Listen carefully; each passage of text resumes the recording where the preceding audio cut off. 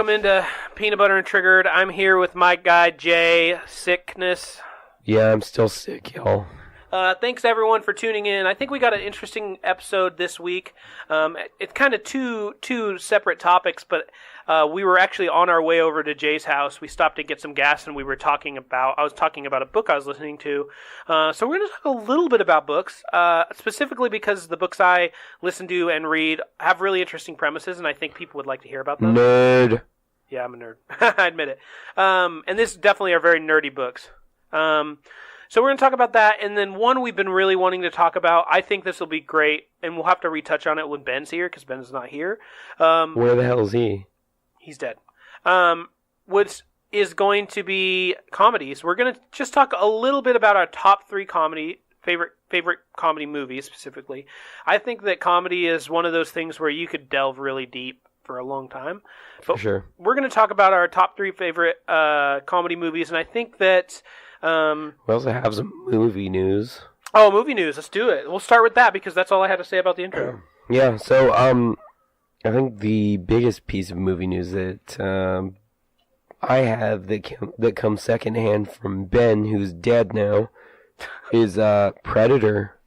That movie sucked. Yeah, I called it. I told him right off the bat. I was like, dude, that movie looks stupid. You were on record on our pod.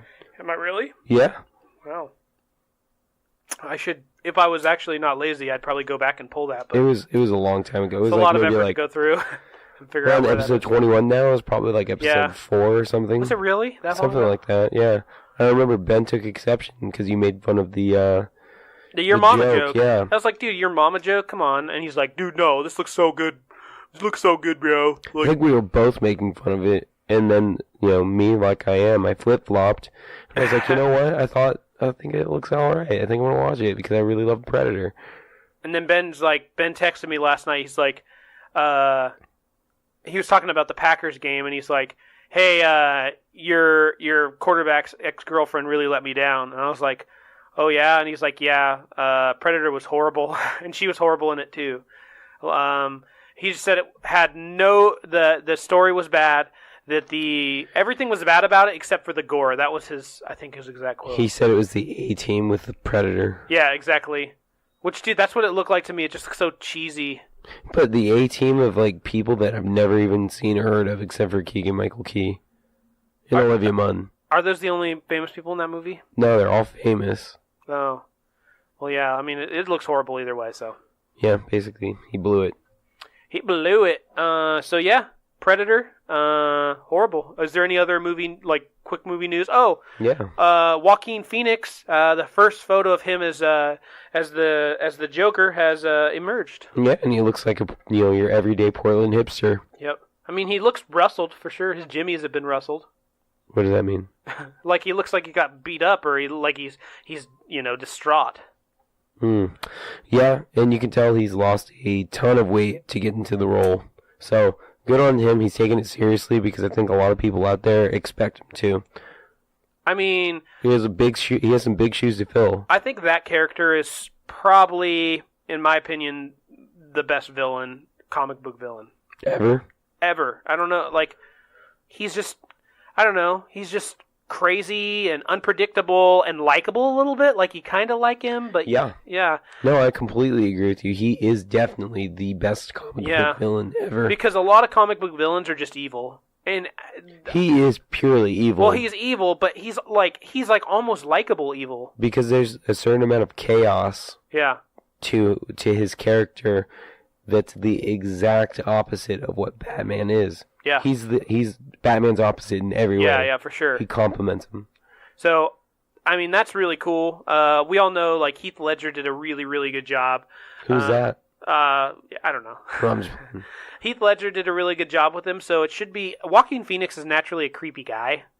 So he should be interesting for the role. Again, this photo, he's not in makeup. He's out of makeup. He doesn't really look like the Joker, per se. It's him before he becomes a Joker, though, because they actually have footage of him as the Joker before he's a Joker, and that's exactly how he looks. Yeah, exactly. Yeah, this is a prequel, or not a prequel, but an origin story. Yeah. So I'm excited for that. Yeah, I'm never excited for superhero movies. Well, and your boy Scorsese's gonna be directing it, Yeah. so it's got to be good. Yeah. I mean, between him and Spielberg. Yeah, we talked about. We had a debate this morning. We were talking who's better, Spielberg or who Scorsese. has more bangers? Yeah, bangers specifically. I still believe it's Spielberg. The one thing the tiebreaker was the amount of Oscars. Yeah. Spielberg has 3. I mean, dude, think about this. I'm still giving it to Scorsese because the quality of those bangers are E.T., Indiana Jones, Jaws, Saving Private Ryan, Schindler's List, bangers. Yeah, that's fine. You're entitled to your opinions, dog. So as far as movie news, I think that's kind of... That's all we got. I mean... Oh, no. Venom has been officially rebranded as PG-13. Oh, really? Was it R before? Well, everybody assumed it was going to be R. Well, it should be R. It should definitely be R, but guess what? Sony's like, nah, dog, I'm placing this as a PG-13. The entire family It has to do with funds, or making money. Yeah, so I think that's definitely the wrong move to make, so we'll see. It's so interesting because as an adult, I don't even think about ratings. I don't even look at a rating before I go in. If I want to watch a movie, I just show up. It's the same thing with video games. I just buy it if I play it. I do think of ratings because I want to see what they can and can't get away with. Uh-huh. And if it's PG-13, there's not much. I think they could say fuck once, right? I don't know. Oh, fuck. I can't believe you've done this. Well, that's our PG-13 rating. Well, our PG-13, now we're explicit. Yeah.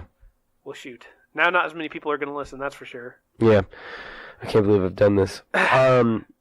So, yeah, I mean, I'm a little disappointed because there's a lot of high hopes for Venom, too. Mm-hmm.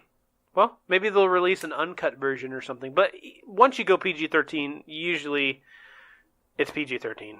Yeah, and it's written as a PG-13, typically. Yeah, no gore or anything. Yeah, so I mean, that's it for movie news. So I think first and foremost, we're going to talk about our, 3 of our favorite comedy movies. I think the reason why we're talking about comedy, too, is because there's so many good comedies out there. It's kind of hard to narrow it down, but we're going to tackle this. Yeah, we're going to tackle this. What our favorite comedies are. We share one, which I think a lot of people will share with us as well. Yeah. So.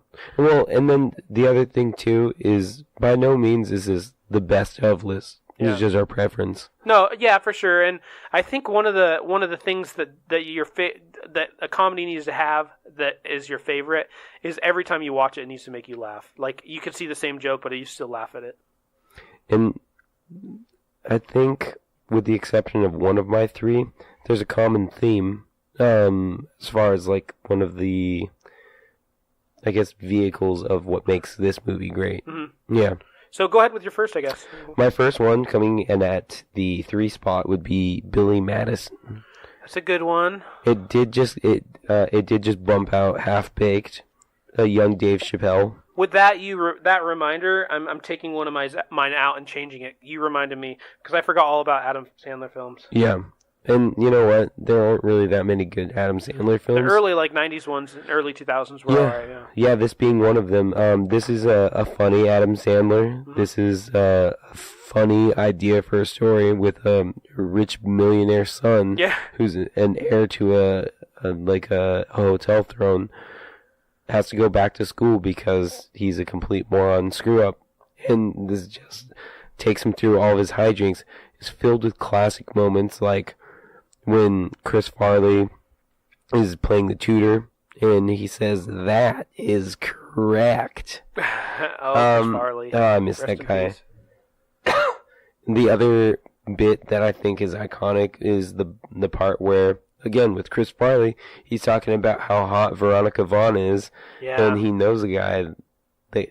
He and her got it on, but no, they really didn't. Yeah. So there's so many quotables in that movie. But even on top of that, too, I mean, I think it launched some careers, too. Like Bradley Whitford was young in that, and then went on to go do West Wing, and then he did Get Out. You know, he's a funny guy. Yeah. So that is my number 3, with a very likable Adam Sandler and a very beautiful Bridget Wilson before she did Mortal Kombat. Oh, Mortal Kombat. Well, my number 3... I just switched it out. Like, originally it was Jackass. Jackass, for whatever reason, it makes me cry, like, every time I watch it. Like, truly, one of the funniest things. But I had to move it up for something a little more nostalgic when you brought that up. Big Daddy. Big Daddy's my favorite film from Adam Sandler. I watched it all the time as a kid. I loved it. I thought it was so hilarious. The part where they're pulling him out of court and he's like, "But I wipe my own ass!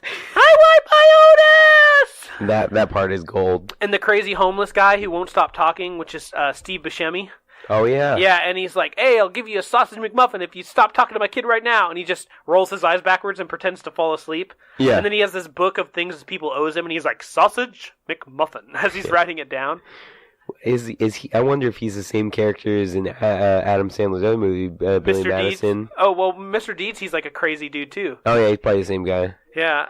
But, like, in Billy Madison, he crosses people's names off that he's going to kill. Yeah, with lipstick. Yeah. He calls him, he's like, "I want to say I'm sorry." And he's like, "Okay." And he, like, crosses him off, yeah. Dude, also, each of those movies have amazing soundtracks. Yeah. Huh. Gosh, I can't remember the song that's in Big Daddy, but there's a couple tearjerkers that, like, when he, like, I can't remember the song. He's walking, he's so sad that the kid's gone, and he sees, like, the super fat guy with the attractive woman in that Italian restaurant, and they're, like, kissing. You remember that in Big Daddy? Is it Randy Newman's song? Yep, that's it. And I go Ooh, you nailed I can't it even sing. Oh, it was Randy Newman, you're right. Are you serious? I was just kidding. I'm pretty sure it's Randy Newman. Holy shit.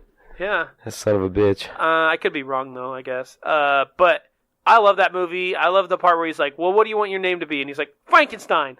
"All right, Frankenstein, time to go to school." And then he's asking the kids on the playground, he's like, "Yo, you guys smoke any dope?" And they're like, "No." And like, "Do you like Yoo-Hoo?" He's like, "I like Yoo-Hoo." Yeah, Yoo-Hoo. And they start talking about like Rumpelstiltskin or something, right? I don't like, what's he say? "I don't like dope, but I like Rumpelstiltskin." Yeah. Something like that. Oh, and Scuba Steve, that son of a Scuba bitch. Steve. Oh, and actually, in my opinion, what's the dude's name who's the delivery guy? Oh, Rob Schneider. Rob Schneider's best movie. Yeah, because he became very unlikable after Deuce Bigelow Yeah. in the Hot Rob Chick. Schneider's a carrot. The stapler. Is a stapler. But yeah, that's my, I guess, number 3. Cool. Now, my next one features somebody that's near and dear to my heart. It's actually Pat Sajak? maybe the best comedy duo of all time. And that is Chris Farley and David Spade. Oh. It doesn't get any better than that because Chris Farley's the funny man. David Spade's the straight man. Fat guy in a little coat? Yeah, you got tons of different, like, quotables from that movie. Fat guy in a little coat. When he's making fun of him for jerking off, he starts teasing him about his favorite little rascal. Stop teasing us. What's the name of this movie? Tommy Boy. Oh, there it is. Yeah, so I love that, and I think that along with the next movie, this plays with a motif of being on the road. I think we're missing a lot of, like, road trip movies. Yeah, for sure. And especially ones where it's either a coming-of-age road trip movie or it's a friendship budding and solidifying during that road trip. I think that that's something that's actually really funny.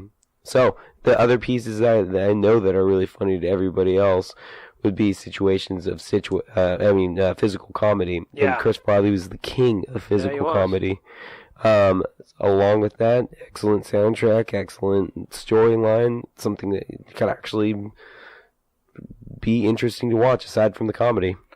Well, on that, how about if you introduce your first one, because your first one's my second one. Are you kidding me? No. It's your second one? That makes me sick. It's my second one. Okay, so my number... I'm sure a bunch of people have already figured out a duo who goes across the country with physical comedy. Yeah. What movie could it possibly be? My first top choice, and this is actually in my top 5 like all-time movies, by the way. Dumb and Dumber. Yeah. Starring Jeff Daniels and Jim Carrey. Some of the if there are legendary films, it is definitely one of them. Yeah, absolutely. I think that the other thing that makes this actually extremely versatile too is that I saw a YouTube video where they scored the trailer differently and they gave it nice, elegant like title cards and stuff. and they rebranded it as a drama, and it totally worked. It totally fit. I promise you. Great.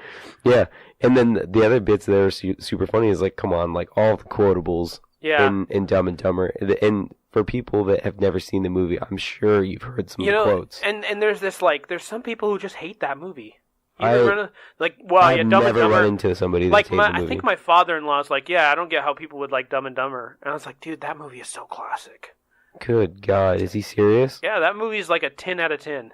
Yeah, easily. That movie is so funny. I love that part where he pulls out that pistol and starts like firing, and he misses every shot. Or the part where they finally open the briefcase and there's nothing but IOUs. And he's like, What's this? He's like, that's an IOU, and there's an IOU for every dollar. I can guarantee that. You might want to save that one. That's $275,000. Yeah, that's a Lamborghini. Yeah. Another fantastic part of the movie, which we actually just discussed earlier today, because a little bit of a backstory. My car has been destroyed for the last month. Yeah. And Scott's been giving me rides to work, and my dad called me today. He's like, hey, I haven't seen you in a month. I was like, oh yeah, I can't drive anymore. My car is destroyed. And he was like, oh, I had this extra car this whole time that you could have driven around. Which brings me to the next part of Dumb and Dumber. The part where he has the extra pair of gloves. Yeah, you had the gloves the whole time? You had 2 pairs of gloves? Well, yeah. We're in the Rockies. I'm going to kill you, Lloyd. What? I'm going to kill you. Yeah. Dude, that's so classic. Yeah, dude, that movie's great for all kinds of reasons. Yep. So, I mean, if you haven't watched it, go watch it. And you're kind of pitiful if you haven't, just so you know. Yeah, and for those of you that don't like it, I mean, come on. What's wrong with you? You had a bad childhood, probably. You had to have had a bad childhood. And, well, that's my number 2, so I think that covers that. And number 1 for me... Wait. What are your favorite parts of the movie? My favorite parts of the movie, well, I talked a little bit about them just now. But I love the part where they sell the bird with no head to a blind kid. And it's so funny because he goes over to that lady's house and he's wearing like this getup that's like Native American looking, like super expensive, like I don't know what it is, but I can just picture it with like fur and stuff. He's like, I have to go to the bathroom really bad because what's his name? Lloyd? Yeah. Lloyd and Harry. Harry puts the laxative in Lloyd's coffee. And so he gets there and he's like, I need to use the restroom. So Lloyd goes upstairs and the lady's sitting there watching like the little old TV on the kitchen. And it's like, a kid was taken advantage of. And it's that kid with the current affairs. Yeah. And then, of course, the toilet's clogged. And again, we talked about this a little bit about, we had some downtime at work. So we were talking about poop stories. And, poop, he's going to church on this toilet. And of course it's clogged up and doesn't work. Yeah. Another really funny bit is specifically when Lloyd is trapped in the stall, and Seabass comes back, which is a callback to an earlier confrontation with Seabass. Seabass said that if that man in the corner there is Seabass, oh man, that was the best. That was the best trick of all time. I loved it. He's like he's paying for it, and he turned around and like waved to he was going to, and she's like okay. Classic. Yeah. Good old Dumb and Dumber. What's he say? He's like, you drive 600 miles the wrong way, you go and you sell my truck, then you come back with this little motorcycle and completely redeem yourself, or something like that. You still want to go to Aspen, Lloyd? You bet. Yeah, I get 98 miles to the gallon on this bad boy, or whatever it is. I don't remember. Yeah, I get 70 miles to the gallon on this Hawk. And he's like playing with the mirror, the little mirror. Classic. Oh my god, this is the best movie of all time. My number 1 is one that me and my wife really both truly enjoy. I think that it's super quotable, and I think it's hilarious every time I watch it, and it's Step Brothers.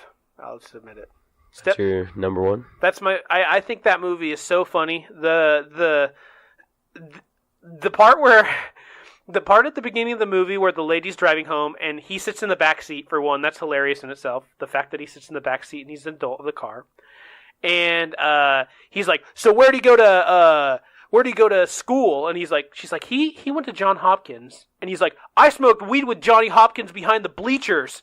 And then she's like, you need to accept him. He's going to be part of our family now. And he's like, part of our family? I'll drop that motherfucker.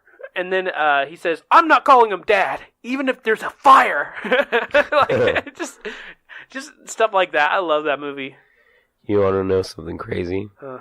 I have a confession to make. You've never seen it? I've seen most of it. I fell asleep in the theater. Really? You didn't like it that much? It was alright. That movie is so funny. I give it like a C-. Oh, Lord, dude. That movie is so good. It's funny. The part where he says he put his balls on his drum set. He did. You can watch him put the balls on the drum set. Yeah. That was funny. He comes home and he's like, what are you doing? And he's like, nothing. He's like, well, why are you so sweaty? He's like, I've been watching Cops. He's like, I know Cops doesn't come on till 4. Or the part that, what was it, Pam versus Pan? Yeah. The Pan debate? Well, they both show up to the same interview, and they're both wearing, like, the coattail, like, really nice, like, tuxedo? Tuxedos, yeah. She's like, I found this to be kind of weird. And then the cameo with Seth Rogen. He was in it? Yeah, they show up, and Seth Rogen, they show up, and they're going to be, like, janitorial people at this school. Yeah. And Seth Rogen's like, well, you know, I think it's kind of funny you guys show up in this tuxedo and stuff. I kind of like the little, the situation that you guys have here. And they're like, yeah. And they're like, you know, I think I'm going to hire you. I think you guys are hilarious.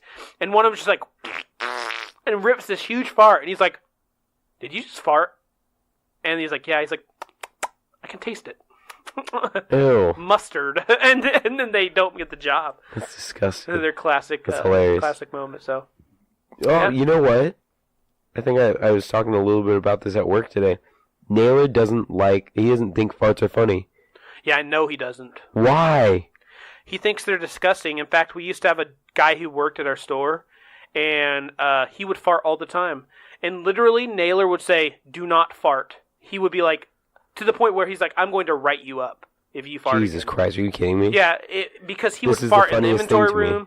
He would fart, like, that was his thing. He always farted. And Naylor hated it so much that he, like, dropped the hammer. He's like, hey, don't do it. I find it almost funnier that he doesn't think that Yeah. farts are funny. Yeah. So this is the text message I sent to him today. I go, there's this rumor going around that you don't think farts are funny.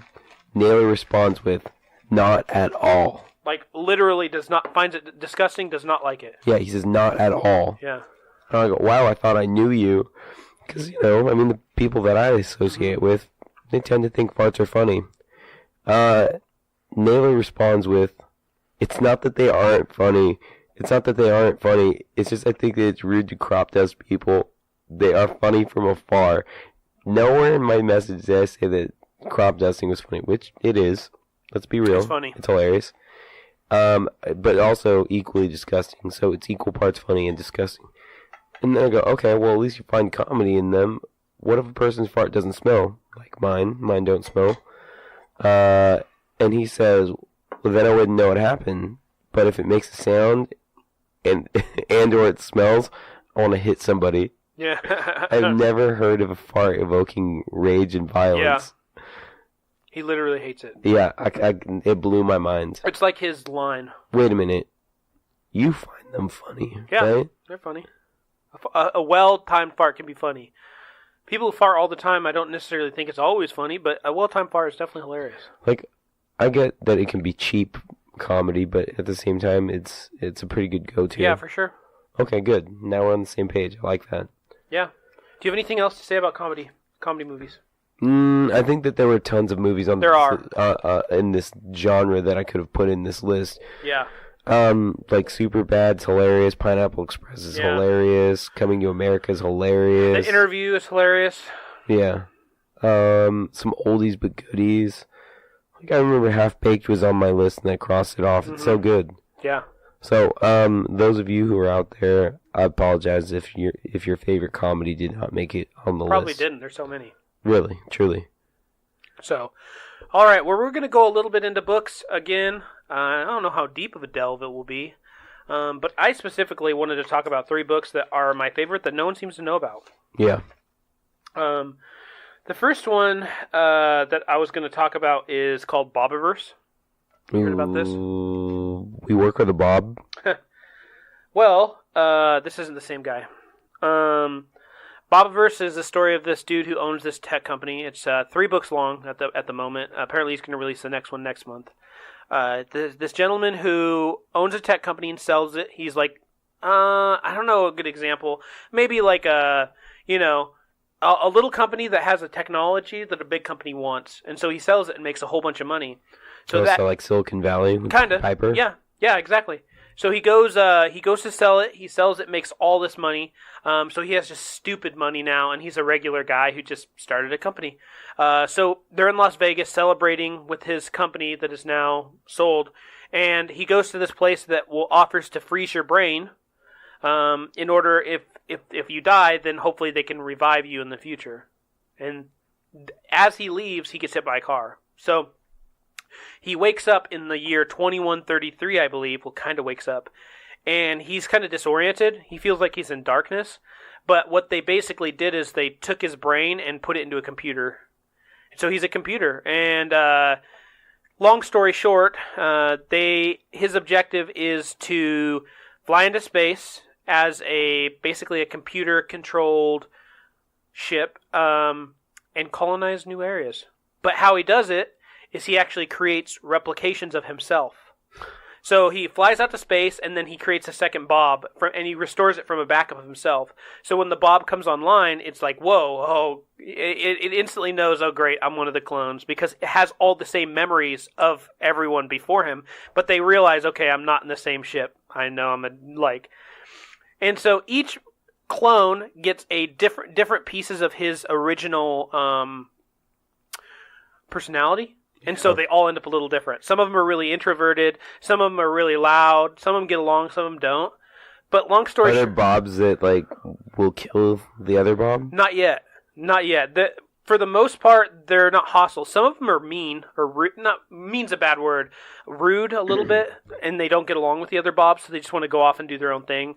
And each one wants to do different things. Each time another Bob comes out, they rename themselves. So the second Bob's named Bill. And Bill just is really into staying at Earth and kind of making sure the humans survive because there's a big nuclear war. So that's his thing. He's really into it. While other Bobs are like, there's no way I want to stay here. I just want to go out of the galaxy. And there's another... And he's a ship? It's a ship, basically, yeah. Well, he's a computer in a ship. Oh, and he doesn't create a humanoid version of himself? Eventually he does. Okay. So it's really cool. One of the cool things about this is he feels really confined in the fact that he's a computer, and it starts to make him go a little bit crazy. Yeah. So he builds a VR. He spends so much time on this VR, he says it's like he's actually living. He walks around in it, he has a pet. It's just basically a video game. This whole time I've been picturing Bob that we work with. Yeah. And it's frightening. Yeah, that'd be really weird. But eventually the Bobs actually start visiting each other, and each Bob's VR, they call it, is different. So there's one guy he's basically in a balloon flying over France. That's his VR. There's one Bob that lives in a log cabin, and they go back and forth. And eventually they get interstellar communications, and they actually have Bob moots where they come together and they play baseball games. It's interesting. It's a really good book. I highly recommend people listen to it. Definitely a strange concept, but yeah. Definitely interesting. And he finds life outside, and it jumps between each Bob. Some of the Bobs find some Bob himself finds this really cool race of call them bat people, but they don't fly. That's how he describes them. And he ends up liking them so much, he tries to save the civilization, starts getting worshipped by these people. There's another one named Riker who he goes out to space and ends up finding 2 planets and tries to colonize them. So there's just a whole bunch of stories, but it's really good. I highly recommend it. How long is the series? Are each of the books in the series? I only listen to the audiobooks because that's just what I do. Yeah. They're about... Well, let me look here. So... this might start playing, I'm sorry. This one here is, I can't even tell. 6 hours, I want to say, each. Oh, nice. Yeah, so there's 3 of them. A lot of action-packed Bob adventures. Yeah, it's mostly just interesting to hear.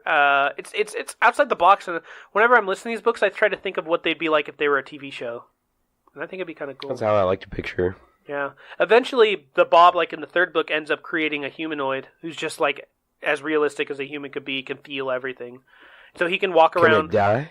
No. Well, I mean, it can get killed, but it's like a robot. Yeah. So he ends up like falling in love with like a lady. She knows he's Bob, one of the Bobs, the replicants as they're called, but they fall in love anyway. It's kind of interesting. That was weird. Yeah. I like it. Yeah. One of the books that I've actually fallen in love with, and it's not like a new book by any means, but if all of you are familiar with an author by the name of Chuck Palahniuk, he created Fight Club, created Choke. This book is called Damned, and if you can imagine it, it follows the diary of this little girl named Maddie. She goes to hell after she dies. Although the circumstances at which she's passed away are kind of mysterious at first, and then you eventually find out.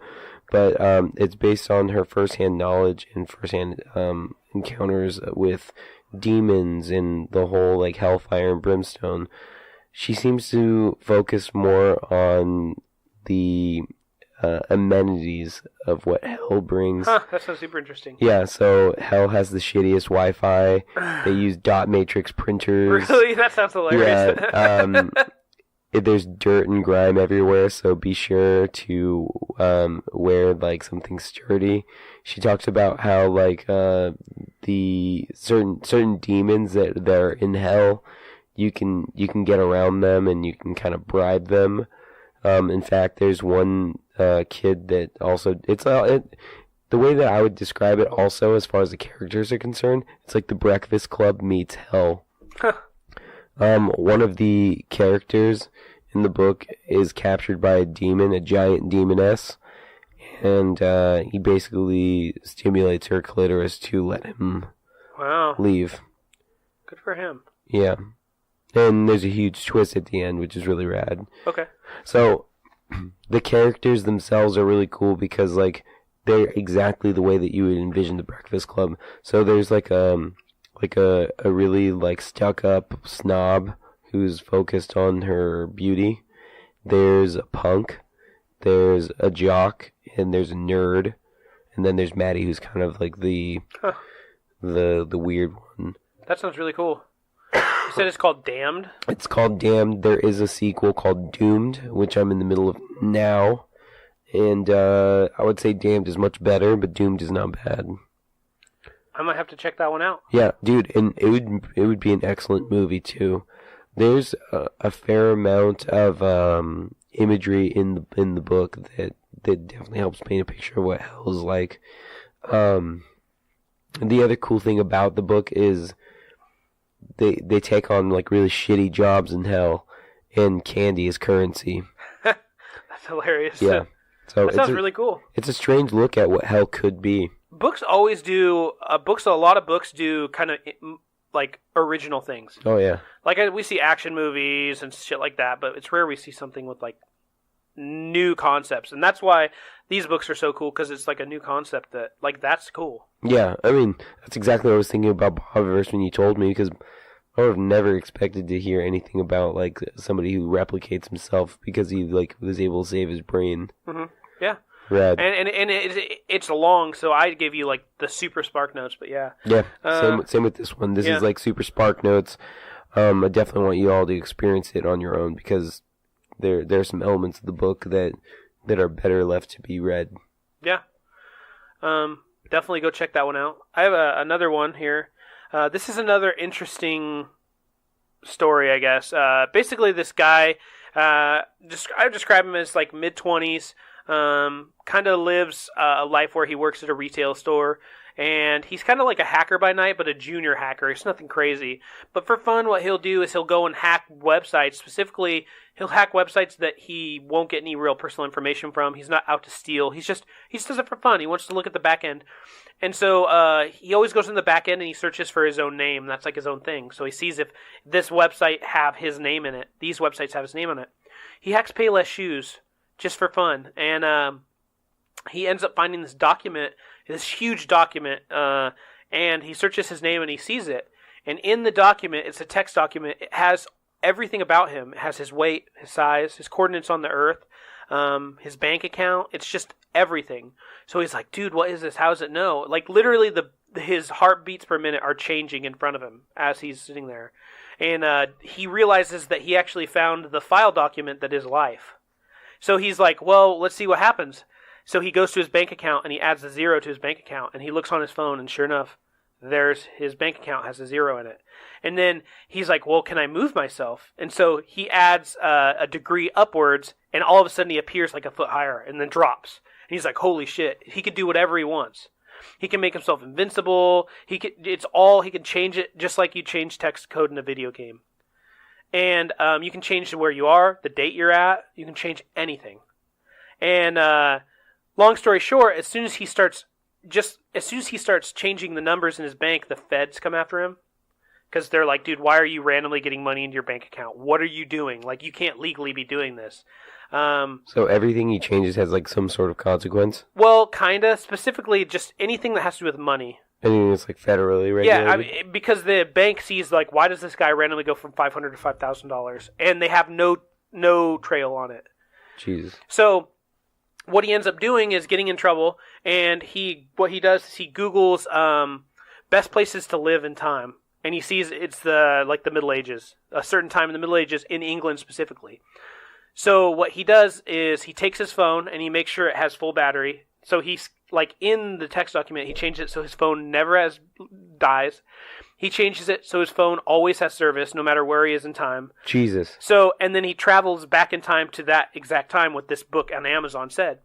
And he arrives there and he says, I'm a wizard to all these like people. And they're like, you're not a wizard. And he's like, no, I'm a wizard. Watch. And he changes some text on the document and they're like, that's not even impressive. And he's like, well, why not? I just duplicated this item. It's impressive. And then a wizard actually shows up and like they end up fighting. And it turns out that a bunch of these people who found this file are back in the Middle Ages. And the reason that everyone comes back to it is because every year one of the guys goes to the future and buys a whole bunch of these books from Amazon, specifically so it stays at the top of the list. So people always look back and go to that location. Oh, what the fuck? In time. What is the name of this book? It's called Magic 2.0. Jesus. And it's interesting because like literally Merlin is there. It's actually Merlin, but he's just this nerd from like the 80s. Oh my god. And each of them has a different interface. So like the main guy, his name's Philip. He's the guy who trains him, kind of. He has like a Commodore 64, and that's how he found the file. And then this other guy finds the file who worked at Lockheed Martin in like the 70s. And so there's like all these people from all these different times. There's one guy who refuses to poop in the Middle Ages. So every time he has to go poop, he travels back to the future to his apartment. That's what I would do. His apartment, he shows up, he literally went in the future, bought nothing but toilet paper. And every day he appears and goes to the bathroom.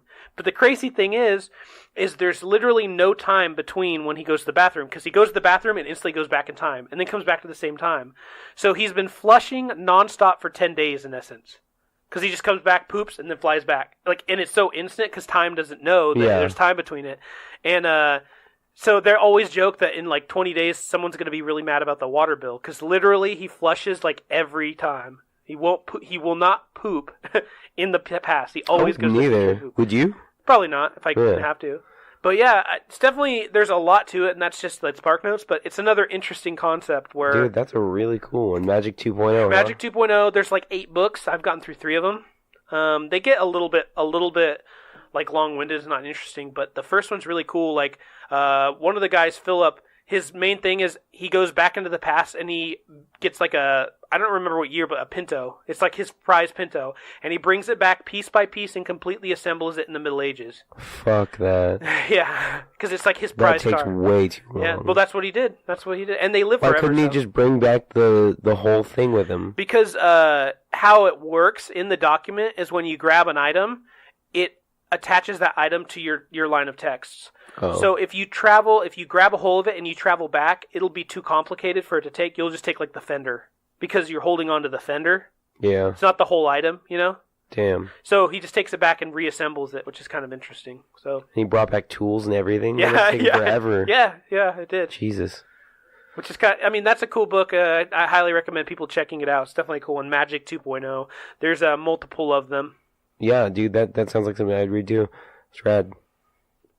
My next one, it's kind of like one of those shitty like high school drama book things, but it was interesting enough because it was a sci-fi.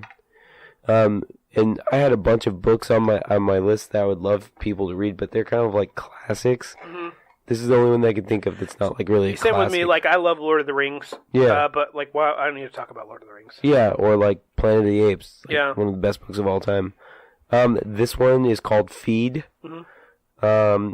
It's set in the future, and it's like not so like distant future. But the idea of the book is that in the future, every human will have what's a neural implant. It's called a feed. Mm-hmm. The object of this feed, or the idea of this feed, is basically it makes learning much easier because it's connected to like some sort of internet of that time.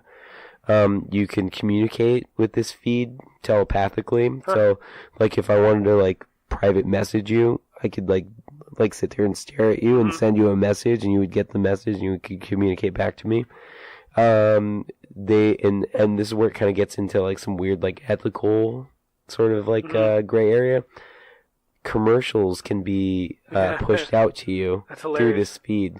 Your dreams might be a commercial. Wow. Your dreams might be something that that's completely fake, you know?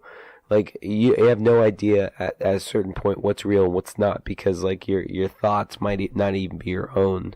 Yeah. You know what I mean? And then, basically, it follows around a couple of kids. They travel to the moon, and they find this girl there that doesn't have a feed.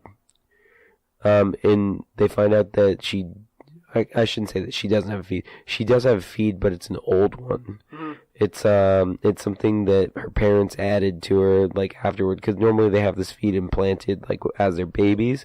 Yeah. This girl ended up having her feed implanted, like, when she was, like, 9 or 10 or something like that. And some weird event happens where they short-circuit their feeds, and it causes a bunch of weird shit happening with this girl that they meet. And one of the main characters ends up falling in love with this girl. And basically the biggest weird part about it is that at what point is it unethical to stop seeing somebody because of a debilitating accident? Yeah.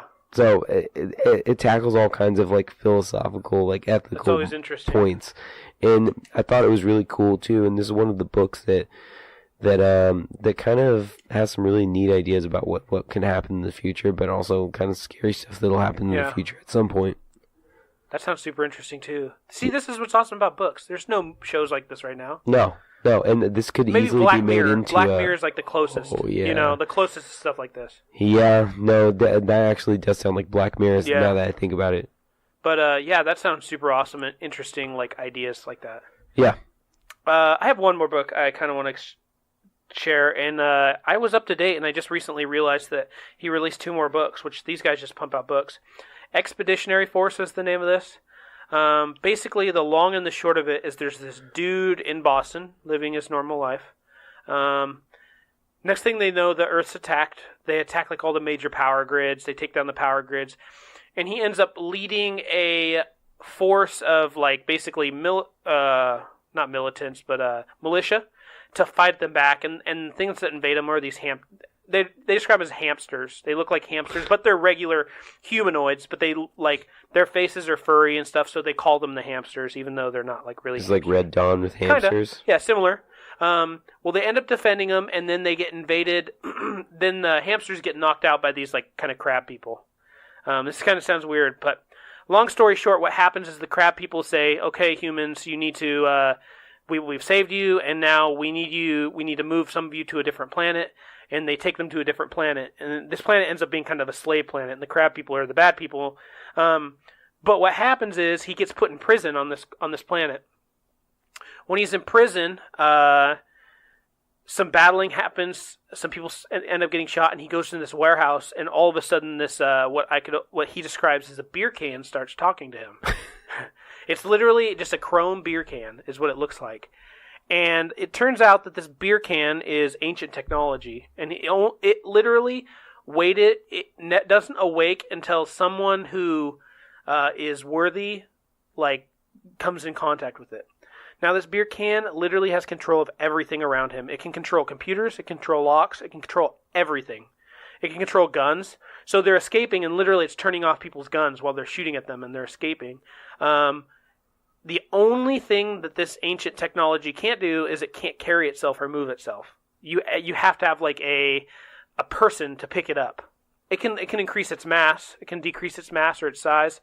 But the interesting thing is it's kind of an asshole. And it's like a dude from Boston and this asshole, ancient technology that's kind of funny. He's constantly insulting the guy from Boston. You're just an idiot. You don't even understand any of this, Dude, but it ends up being really interesting. They end up stealing a spaceship, and they have this really kind of funny relationship where they're insulting each other, but they like each other. They're busting each other's balls, basically. Yeah. And ends up getting really interesting. I highly recommend it. This beer can is very interesting. He gets back to Earth, and he's like, yeah. They're like, how did you steal that spaceship that they call the Flying Dutchman, the spaceship? And he's like, the beer can. And they're like, what? And he's like, yeah, this beer can talks.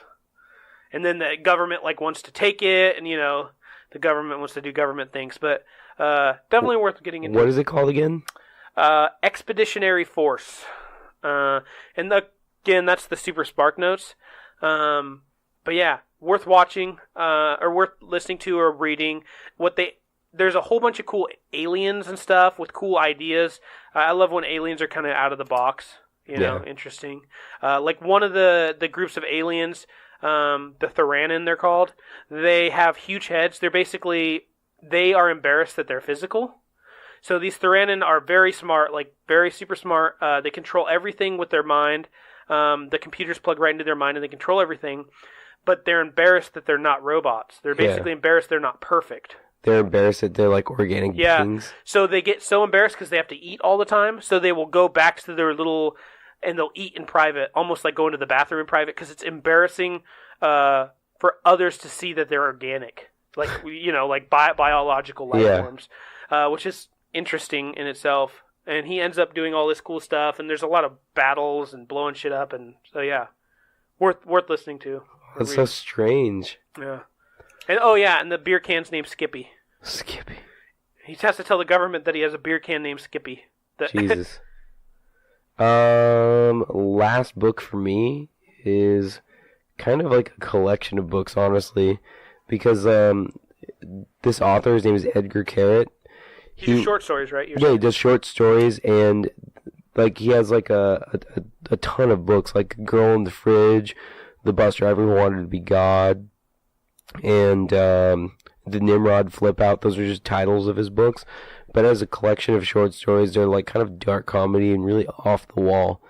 Some of the stories I can think of would be, there's this one guy who makes a wish, and he wishes that his best friend would be an angel. Or that he can be best friends with an angel, I should say. And then it comes true. And then this guy comes around, he's this angel with wings, and it's not what he expects. There's another story out there that's basically, and I guess the title story of and suddenly there was a knock on the door. That's the name of the book. This is a short story writer. I think he's telling this as if it was firsthand. He's being held up by this one guy that says he can beat the shit out of him unless he tells him the best story he's ever heard in his life. So he starts telling the story. I played the first thing that came to my head. Yeah, and then he hears a knock on the door, and he's like, oh, hold on, let me get that. So he sees this other guy come in with a knife, and he was like, I'm going to kill you if you don't tell me the best story I've ever heard in my life. He was like, well, sit down, because I'm telling this guy that says he's going to beat the shit out of me if I don't tell the best story he's ever heard. And then he starts to tell the story, and it just escalates from then. Just the best stories that I can think of like that I've ever heard in my life are that come from this guy, because I've never heard of anything as creative as this. Like, there's a guy who sits in a coffee shop, and he's like, his wife had like recently died or something like that, and he sits by himself, and this guy will often have people that will come to him saying, "Are you so and so?" And he has to disappoint them and says no, until one day he's like, "Yes, I'm so and so," and he just says that he is whoever they're looking for, and he gets himself into really sticky situations. I hate when that happens. Yeah. That sounds super interesting too. It's hard because a lot of times it's like, in order for you to get the full effect on the story, like, you have to listen to the story or read the book. Absolutely. It's like, you could talk about it, but it's just, you have to read it. Like, if I could just give like maybe one synopsis of one story that I find like super interesting. There was this guy that had a girlfriend, and his girlfriend he loved dearly. They had been together for like maybe a year or something like that, and they'd been intimate and stuff. And the only weird thing is that she would never take her shirt off. And he was like, "God, I'm kind of a boob guy. I really want to see her boobs." And he finally confronted her about it, and he was like, "Hey, we've been together for like a year now, and I've never seen your boobs." And she was like, "Well, I don't feel comfortable." He was like, "Oh, okay."